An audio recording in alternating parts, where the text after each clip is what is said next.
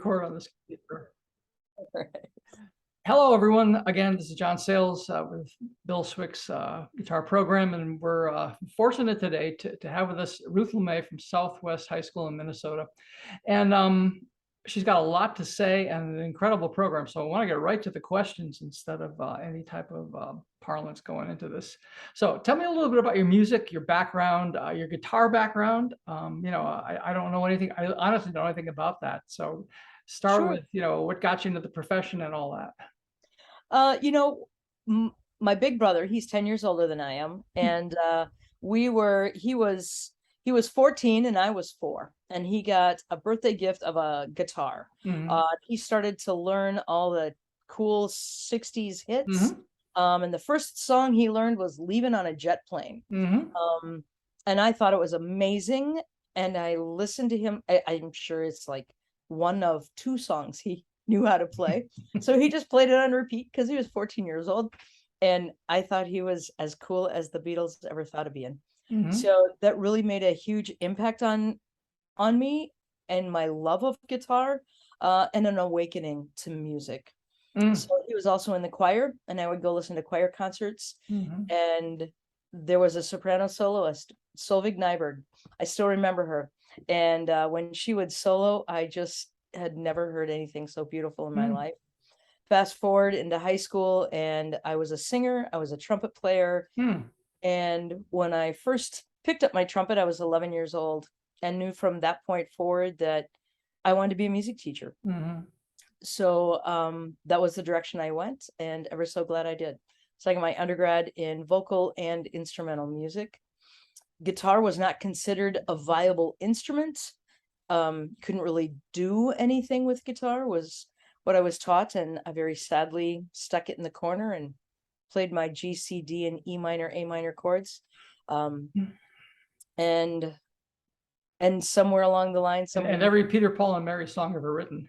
That's right. That's right. So somewhere along the line, they needed a class, and I said I could teach guitar.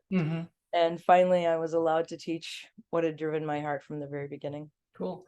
So, okay, so this is good. So you, because a lot of the people we've had in these sessions have been legit, classical guitarists, and you started as a band person. Chris Perez, who's from Florida, a little warmer clime, was a sax player, percussionist, until he had the necessity of falling into a guitar program and all of that. But it sounded like you headed towards that. And then what happened? Yeah, I mean, I was, I had my graduate degree in choral conducting and was a gigging professional soprano in the city. So, I think like anybody else, we all have to work, right? So I needed a job, and the job required me to be a choir conductor, a band director, and then something else. And the something else was guitar. So I took that, and that was how I started. And just had kind of a one-off class, chording and strumming a finger-picking pattern, and then we'd start it all over again. I moved into a middle school shortly thereafter, where they wanted more, and I wanted more, and they were really receptive to it. So then that was where I started to learn more about guitar literature and notation, and going the direction of reading music on guitar. And I've always had a passion to do just kind of all of it. I never wanted to restrict. I just don't want to say no to students. I just want to say yes because I want to say yes. I want to learn more. So it's fun and engaging for me when I'm still learning. So we learned classical and classical position and classical, how to read classical guitar and what multiple voices were. And then we learned about power chords, and we learned how to rock and got some electrics. And then we had to know how to play the bass, and can't have a bass and electric guitar without a drummer. And sooner or later, it was definitely had to learn about singing. And that was one of my graduate degrees. So funny. I had a program in '74 that 4 teachers had left by January. I was the 5th sacrificial lamb in this junior high school. 4 had left. It was incredible. And I turned the program from a general music program where they did drop the needle and all that into a guitar program. And after a few years, I did the same thing you did. I used money that I had, I formed a little rock band. We played other schools. to earn money because there was no money in the budget for guitar. Right. That was all Right. band No. instruments and stuff. So, Right. so we earned money by playing dances, and then I bought a bass amp, and then a drum set, and then a PA system, and then we learned Take It Easy, and we'd have 8th grade girls singing it in the harmony, and it was a blast. It was just, it was that was it. Yeah. So Yeah. good to It hear just- that's still out there. Yeah, it's I think it's out there more. I think it's more and more and more. Mm. I'm really pumped about the wave of music education in the modern, I mean, now it's called modern band, right? It even has a term. Modern because band. just say, right, modern band, and Little Kids Rock kind of coined that Yeah. phrase. Yeah. But modern band means just not symphonic band, not Right. concert band. So we're going to be playing guitars, and we've got, gear, and we've got microphones. So it's songwriting, it's blues. Pedal it's board? You have a pedal board? What's that? You have a pedal board? Oh yeah. Oh yeah. So cool. For sure. That's so cool. That could dovetail into science. You talk to the science teachers about the waves and the square waves. Yeah. Anyway, sorry. That's really cool. Yeah. That's really cool. Yeah. So you were in the middle school, and what Bill was telling me about though was about your high school and all of the competitions your folks won and all that. So continue with your career, okay? Sure. Next. So after I did 9 years in middle school, the opportunity came to move to a high school and build something. So I started. It took me a year, and I was moving in 3 schools every day. I kind of needed to make that leap to let things grow. So when I started at Southwest High School, it was just simply 1 hour a day of a classroom piano class. And I had broken pianos, and I asked them, I had a handful of guitars myself, asked the choir director if he'd buy a few. And I started with 8 kids. And by second semester, I had 27 kids that wanted no guitar. And by the following fall, I had 55. And it just kind of grew exponentially until it hit.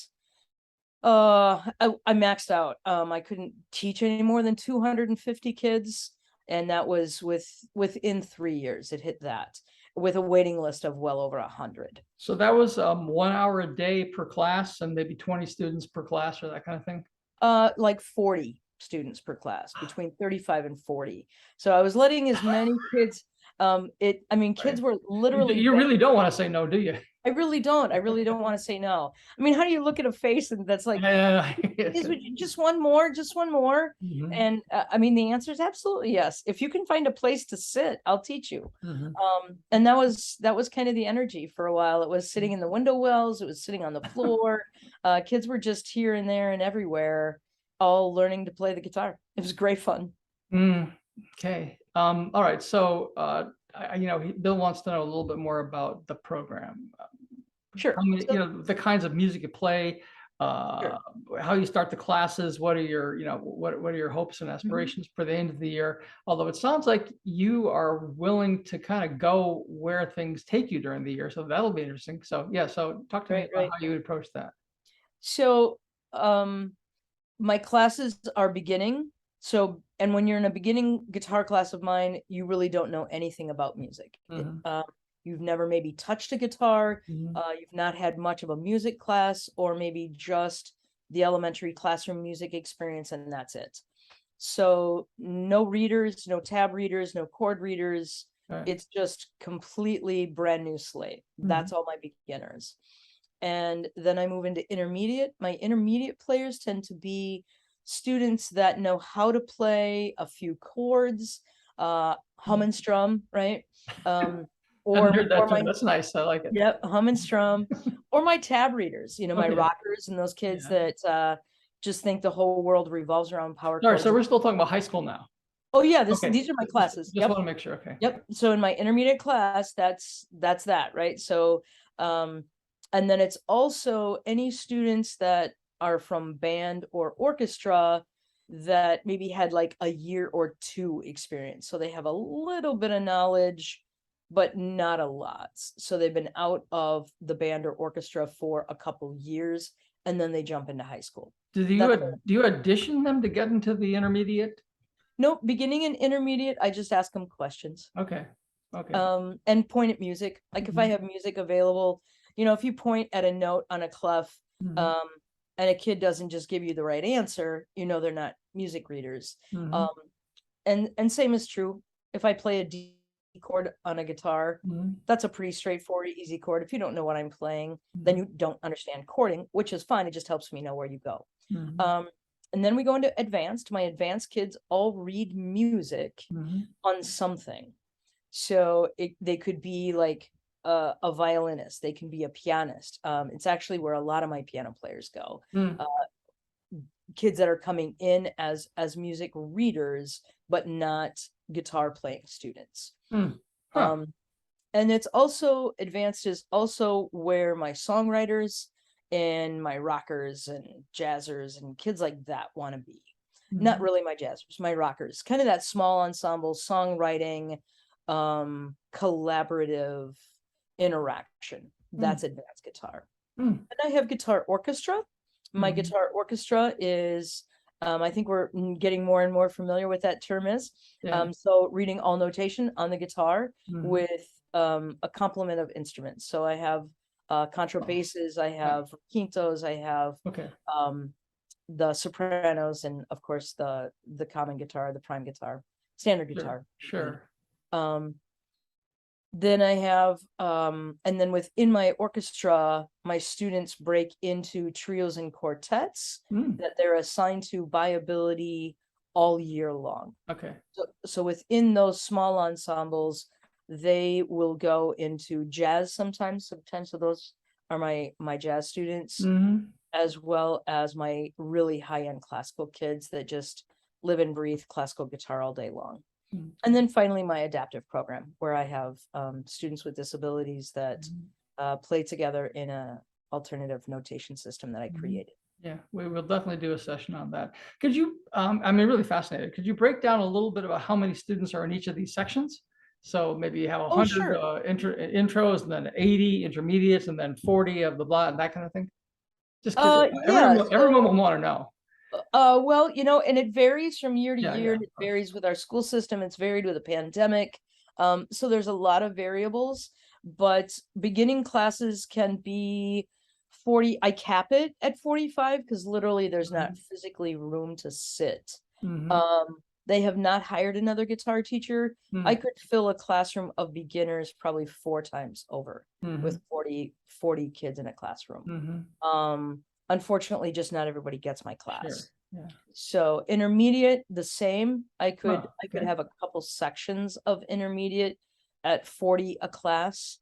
Advanced, I can fill a class of 35 or so that actually pass the audition. Now that's an audition class, so they have to demonstrate that they can read music, but not play classical. You said there you get pianists and stuff. They just need to read music, because there's music theory that's involved. So they have to be able to talk intellectually on a music level. So we're having, we're building a song, and we've got 7 instruments that we want to play. Do you understand how to prioritize which notes out of a chord should be doubled or tripled? Why do we not need 4 of you playing the root, and what is a root, and who's got our sevenths, who's got our ninths, who's got our color tones?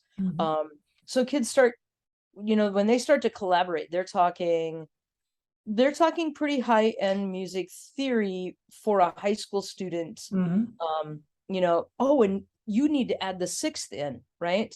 Or how do we resolve this chord? Or talking suspensions and resolutions, things like that. And you teach Socratically. I don't know what that means. Oh, really? You ask questions. You ask questions.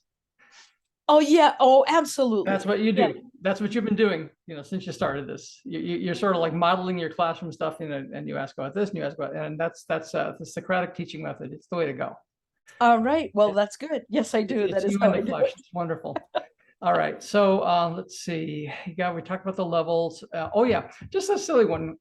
Can any grade level be in any one of these classes? Can a senior be in the intro class? Can a freshman be in the advanced class? No to the first, yes to the second. Okay. Can a senior be in my beginning class? If there is room. Okay. I'm building program.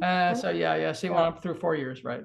Yep. So I want them for 4 years. So if I were just offering an experience in guitar, then it wouldn't matter who shows up for beginning guitar. Right. But really, I'm building, and so freshmen have absolute priority over beginning guitar. And as far as, say, if I have a freshman that comes in that has been studying guitar for years, just because there's a freshman in high school and not a senior in high school should not limit that child. Got it. Yeah, I got it. Very good. Very good. When do you know Jimmy Vivino? Do you know the guy who plays guitar in the Conan show? I don't. He went to my school. He's a semi-famous rock guitarist. Okay. I was in the swing band in high school. I played bass. I don't know. I don't even know if they had a guitar player. He came in as a freshman. He was the only freshman they ever allowed in. Right. He played his first trumpet solo. I nearly fell off this off. He was just incredible. That good. Yeah. Right. So that's, it's like, again, I'm kind of all about saying yes. If you can pass the audition, it's pretty hard to justify no because you're 14. You can't come in here. Yeah. No, I hear you. That doesn't really hold any water for me. All right. So this is going to be an easy one, and probably what styles of music do you, I mean, you do all the styles, but I'd like to hear a little more detail. Like, do you do, for example, indie compositions? There's a lot of indie singers out there. Sierra Hull, a whole bunch of people like that. Molly Tuttle, all those people. How far do you get into all the different styles with all your students? Do you do Appalachian music? In terms of the classical stuff, is it solo classical? Is it soar? Is it Villa Lobos etudes? I mean, so I just want to know where you're going with all this. I kind of go all over the map, to be really honest. Yeah, I know. So I wonder exactly where. We're all over the map. When it depends on what class. So my classical orchestra, I teach the students about what criteria I look for when I choose music. So I actually took some notes about this, and I'll refer to those because repertoire is a really big deal. And I think your repertoire feeds and drives, empowers your students. Absolutely. I mean, musicians, right? Don't we all want to play what we like? And more Socratic method. There, okay. However, that was rhetorical, but okay. Right. So anyway, with repertoire in the orchestra, I teach them about the different styles, the different directions we can go. I give them some really tried and true composers, like Soar, like Telemann, like all the Bach arrangements, all the things that any good classical artist of any instrument would be referred to. And then I really like to offer the students, it's like try this, I'll give them a list of websites. One of the places kids have really happened on lately is Free Scores. Yeah. And you can plug in different instrumentations. It's like, oh, my best friend plays flute, so I want to do a contest piece with guitar and flute. So you can, gosh, it's so hard to pigeonhole it. Harder question for me to answer than it should be, I guess. We talk about the need for contrast. Well, one thing, why not jazz? You said not jazz. That kind of stuck in my head. Not jazz. You did not jazz in that class. Well, one of those classes you mentioned no jazz, and that's like, that's strange. Oh, no jazz in intermediate. Intermediate. It's hard in intermediate, but we'll do jazz in advanced, and we'll do jazz in the higher level classes. It just feels like it has such a high entry level to me. So I want the kids to have pretty good chops before they're, before you throw Green Dolphin Street and Coltrane at them. Yeah. Exactly. Okay, got it. Yeah. Okay. So they read standard notation. Interesting. The other people that I work with in these videos are almost exclusively reading in standard notation, which to me is like swimming upstream, but okay. And they are very, very, very, very successful at it. But you do standard notation, and you do tab. You mentioned that. You do power chords or rock chords or chord charts, obviously. So you do it all, really. Right. And they use guitar picks, and you teach them. Again, when they're when they're on the electrics, I require picks. Mm-hmm. When they're on acoustic steels, they can choose. And when they're on classicals, I really prefer flesh, finger style over picks. Unless they're doing an improv solo that's not cutting through, or we just really want that rhythmic bite, and then they'll grab a pick. The rhythmic bite. And some is kids exactly just right. really navigate. Some kids really prefer one to the other, and I don't. I guess I'm not a purist. I'm not a perfectionist. It's a lot about the gift of music and sharing the gift of music. So the student always, it's kind of like the from a choral point of view, it's like texture music, which rules, is it more important to hear the words or more important to hear a beautiful vowel? Yeah, okay. And for me, it's student self-esteem, student heart, student emotion is always first, and music is second. Very interesting. Very interesting. So the repertoire, where do you get it from? How do you choose it, and where do you get it from? I do a lot of shopping around. I do a lot of YouTube listening, and I fall in love with a piece, and then I'll say, where did you get that? I've ordered music from as far away as Russia and Japan. I've listened to something, and then I email the person in the YouTube little, name, and it's like I love this. It was great. Where'd you get your music? So I've gotten music that way. That's really fun. I do a lot of productions jazz up in Canada. Everybody seems to like that a lot. Yeah, it's a wonderful resource. And then just all the really terrific online resources. Andrew Forrest has a lot of he does. Accessible stuff out there. Kind of the tried and true stuff from, I use Jerry Snyder's Guitar School ensembles. I use a ton of Bill Swick's ensembles. I mean, it's just a plethora of When I saw that he had done manic depression, I nearly lost it. Really. I know. So anyway, I'm just no Foxy Lady. He drew the line of Foxy Lady, but manic depression was okay. There you go. Yeah. All right, so we got almost a half hour done. Sure. I'm a big lover of Jerd Kindle, I have to say. I think one of my of Jerd Kindle's work. Okay, I don't know. Just if you don't know, that's a wonderful place to begin. Yellow Train, he has 4 trains: Yellow Train, Blue Train, Green Train, and Red Train, I believe. And the Yellow Train is simulating the bullet trains in Europe. Okay. So it's just wonderful. You start with the bass, guitar contra, and you're just playing single notes in the, you're learning the notes of the guitar along with that accompaniment or something, or you're actually playing the whole thing. It's an orchestra piece. Oh, okay, I got it. Orchestra piece, right? I see. Yeah, got it.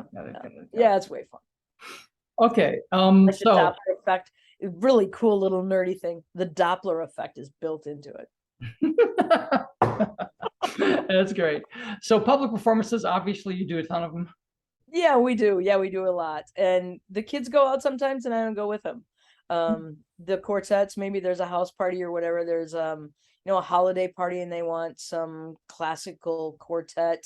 They've played rooftop gigs before. And then my orchestra, of course, does formal concerts.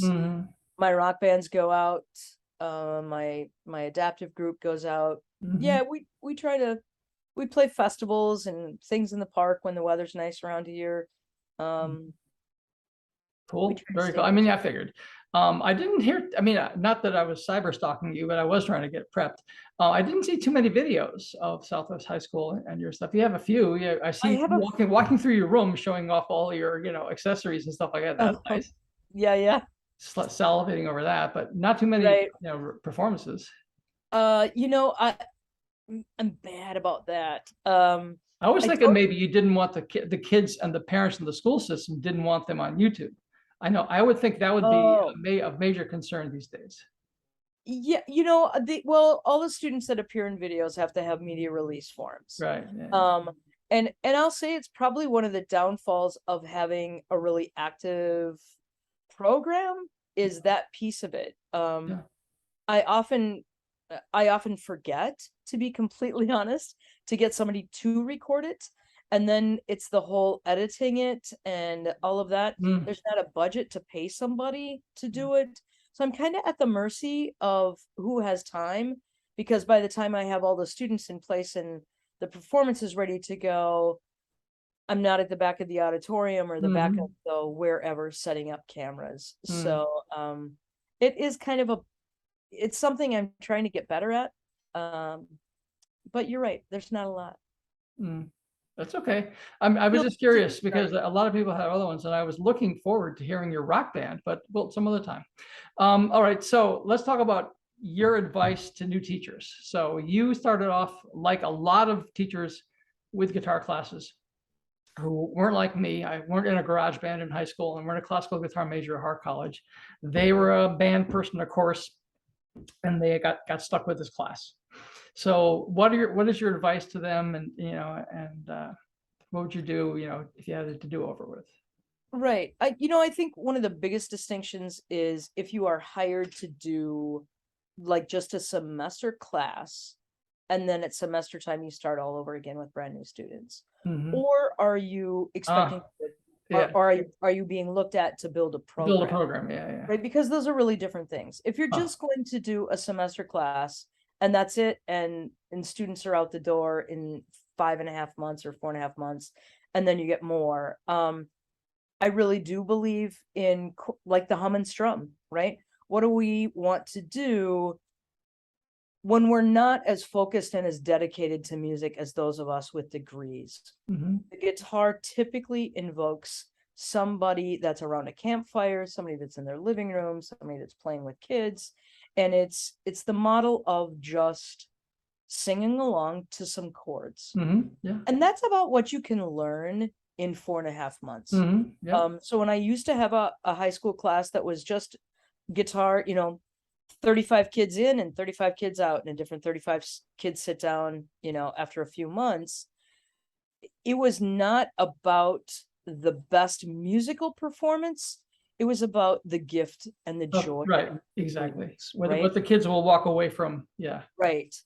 So always first and with. foremost, my classroom is about the kids, and the music will meet the kids for whatever their needs are. So if we're just going to be together for 4 months, then we're going to learn how to open chord, to learn some good hand positions so you get a good sound. We're going to find out what your favorite music is. We're going to learn a few songs that help you build confidence and strength in strumming, that just typically are going to have maybe, chord changes every 2 bars. So you've just got eight beats, really easy and consistent. And then as you have kids that gravitate more instinctively, it just fits for them, you can start some of those upstroke patterns. So you got down, up, up, up, up, down, up, doing some of those things that steps it up a little bit, and a finger picking pattern or 2. Their final exam is their favorite song, a verse or chorus, and we're done. And then I do it all again. That's an experience, I would say. That's just a class. When you're building a program, then things get really challenging. So we start at beginning, and some students will just expect that they're going to learn how to rock, and that's kind of all they have the expectation for. But when you introduce this idea that it's a multifaceted instrument, you can play notes, and you can pair those notes with somebody else's notes that are different, and together we can make this ensemble of sound. And I use a parallel to band or orchestra because it's more common knowledge. But regardless, always in beginning guitar, because I'm building a program, I start with notation reading and chording in the same class period. So everybody's getting a little taste of what they want. And their fingers get tired, right? Their left, especially their left hand fingertips. So we'll talk about, how to cool them off, rub them on your pants, rub them on your jeans. And I'll talk for a little bit in between and give them some information. One of the things that I like to teach my beginners, I show them a video by Anita Collins. She's an Australian musicologist, and research also by Dr. Michael Tout, who is a neurologist in composition. He has his PhD in composition. So he's a wait, let me correct that. Dr. Michael Tout is a music therapist. He has a degree, he has his PhD both in music and in neurology. And he's done all this amazing research about really what is going on in our brains. And that really spurred a ton of interest for me for a variety of reasons. But I like to tell the kids and show the kids the music. It's a video called Music Brain. Came out in 2014, but it's done in a cartoon format that demonstrates and explains in a very playful way really intense, super valuable information in less than 5 minutes. So it's showing how our brain is working while we're making music, and ultimately I think I saw that. It is brilliant. It is or something brilliant. like it. It was yes. I saw that. Yeah. Something like it. It was remarkable. It is just remarkable. Yeah. And it shows the connections about what's going on in our minds when we're making music. And when we learn that, then we figure out about this little highway in our brain kind of called the corpus callosum. And it literally makes us academically smarter. So a lot of that science research began in the late 70s with why do smart kids take band? And as they backed up the research, they started to figure out that actually playing the instrument made people's brains more receptive to all information that was provided. So interesting. Very, very interesting. I'm glad you put it out there. I'm gonna hope I don't mean to interrupt, but I'm gonna ask Bill if he could make sure he gets a link to that when he puts it on YouTube, because that's like something everyone should see. Music Brain, Anita Collins. Yeah. Listen, Ruth LeMay, thank you very much for your time. It was wonderful speaking with you today. It won't be the last time we talk, and best of luck for the rest of the year with your Southwest High School kiddos. And lucky they are, huh? Lucky I am. Nah, I hear you. Yeah. Pretty great union. Right. Take care. Thank you. Thanks. You too. Bye-bye. Bye-bye.